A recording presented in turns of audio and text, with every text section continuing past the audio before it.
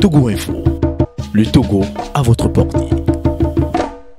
Comme les années précédentes, nous célébrons cette année encore le 1er mai, en souvenir des luttes héroïques menées par les travailleurs pour la reconnaissance de leurs droits.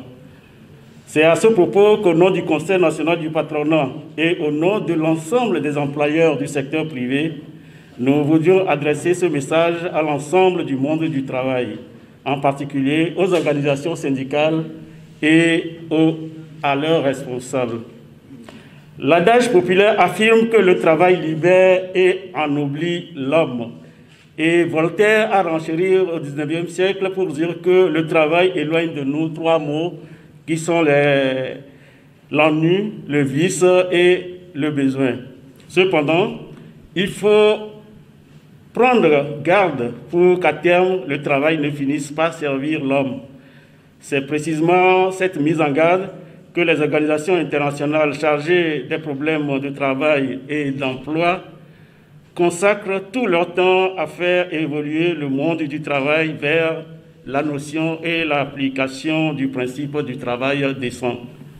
Avec la survenue du coronavirus, provoquant une pandémie mondiale, les regroupements humains sont devenus des occasions de risque de contamination. Ainsi, les entreprises et les lieux de travail sont soumis aux mesures barrières, à savoir, entre autres, la distanciation conservée entre les personnes et la limitation de leur circulation. Ces dispositions salutaires posent malheureusement d'énormes problèmes aux travailleurs aussi bien qu'aux employeurs. Si nous évoquons les contraintes de confinement des personnes instaurées dans certains pays, il n'y a plus guère de place pour le travail ni de production pour les entreprises.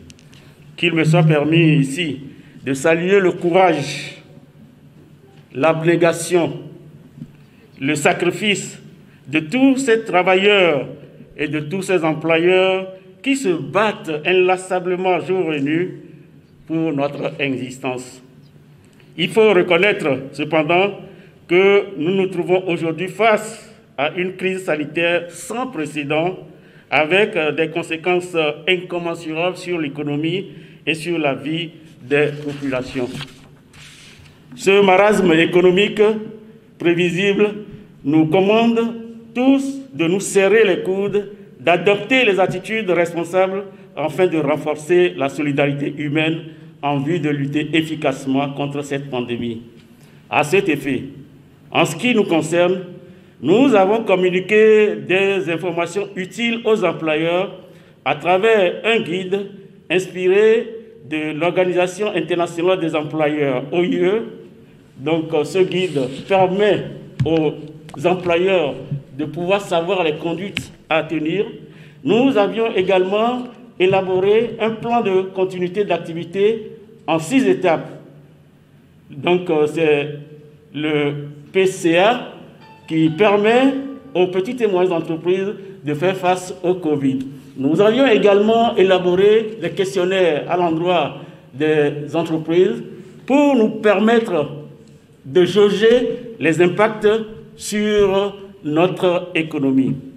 Dès le début des annonces des dispositions de lutte contre le coronavirus prises par le gouvernement pour lutter contre les risques d'extension de la maladie, nous avions élaboré des communiqués pour demander aux entreprises d'absorber toutes les mesures recommandées par les autorités publiques et les organisations sanitaires en vue de garantir la santé des travailleurs. Par la même occasion, nous avons rappelé aux employeurs de prendre les dispositions utiles pour le sauvegarde des emplois autant que faire se peut. Notre souci à ce propos visait la recherche des intérêts des travailleurs qui demeurent par ailleurs la plus grande richesse de nos entreprises, mais en même temps la préservation de l'outil de production qui constitue l'entreprise. Aujourd'hui, malgré les mesures courageuses prises par le gouvernement dans sa stratégie de riposte au Covid-19, nous nous trouvons au creux de la vague. Nos entreprises ont été vigoureusement secouées. Nous voudrions exprimer au chef de l'État et aux autorités publiques nos vifs remerciements pour les mesures sanitaires, économiques et sociales prises. Nous souhaitons vivement le renforcement de ces mesures économiques au regard des difficultés que connaît le secteur privé face à cette pandémie d'une ampleur sans précédent. D'ores et déjà, nous anticipons l'atténuation, au mieux encore la fin de cette pandémie. En matière de perspective, nous attendons une relance vigoureuse de l'économie nationale, notamment par la revalorisation des revenus, une relance conséquente de la consommation. Certes, en évoquant la revalorisation des revenus, nous n'ignorons pas le risque d'inflation qui pourrait en découler si la production n'est pas soutenue par l'État et nos partenaires à travers le système bancaire. Nous comptons par ailleurs sur la qualité de la formation, notamment la formation technique et professionnelle pour une amélioration de la qualité et de la capacité des travailleurs en vue d'une amélioration de la productivité du travail.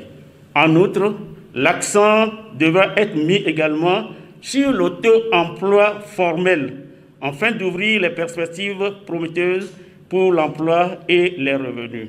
Enfin, c'est l'occasion ou jamais de faire jouer les leviers du dialogue social à travers une session du Conseil national du dialogue social afin de rechercher ensemble et de façon coordonnée les options les plus propices pour endiguer les conséquences néfastes de l'impact de la pandémie de Covid-19. Nous espérons qu'ainsi, nous pourrons nous situer à nouveau dans la dynamique du plan national de développement qui devrait faire l'objet d'une évaluation à mi-parcours de sa mise en œuvre en vue d'une éventuelle actualisation. C'est fort de ces suggestions et en comptant sur notre nécessaire solidarité commune que nous souhaitons à toutes les travailleuses et à tous les travailleurs une bonne fête de travail. Que Dieu nous protège. Je vous remercie.